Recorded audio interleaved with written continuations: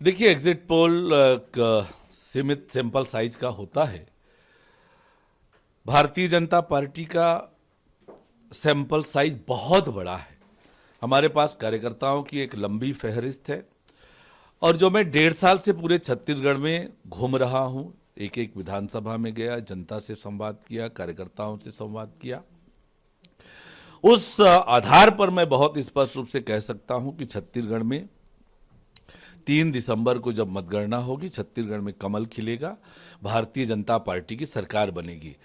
जिस प्रकार से भारतीय जनता पार्टी ने मोदी की गारंटी छत्तीसगढ़ की जनता के सामने प्रस्तुत किया है, लगातार हमारे केंद्रीय नेताओं के प्रवास हुए हैं, सभाएं हुई है, और कांग्रेस सरकार की जो विफलता है, हर वर्ग को कांग्रेस की सरकार ने ठगने का काम किया, धोखा देने का काम किया, छत्तीसगढ़ को अपराध का गढ़ बना दिया, नशे का गढ़ बना दिया, भ्रष्टाचार का गढ़ बनाया, विकास पूरी तरह से अवरुद्ध किया। राज्य की कांग्रेस की सरकार ने ऐसा एक भी काम नहीं किया जिसे वो अपनी उपलब्धि बता सकें, और इसलिए 3 दिसंबर को छत्तीसगढ़ में पूर्ण बहुमत के साथ भारतीय जनता पार्टी की सरकार बनने वाली है। देखिए, मैं आपसे बहुत स्पष्ट रूप से कहता हूं कि कल तक आप ही लोग कहा करते थे कि मुकाबले में भी नहीं है भारतीय जनता पार्टी।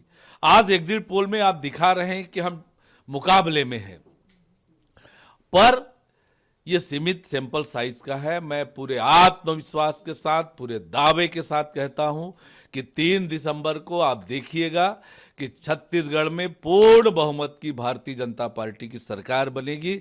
छत्तीसगढ़ खुशहाली और तरक्की की ओर आगे बढ़ेगा। भारतीय जनता पार्टी पहले से बहुत आगे बढ़ी है। जिन राज्यों में हम हैं, हम वहां पर फिर से वापस आ रहे हैं। जिन राज्यों में हम नहीं हैं, वहां पर भी भारतीय जनता पार्टी अपनी सरकार बनाने जा रही है।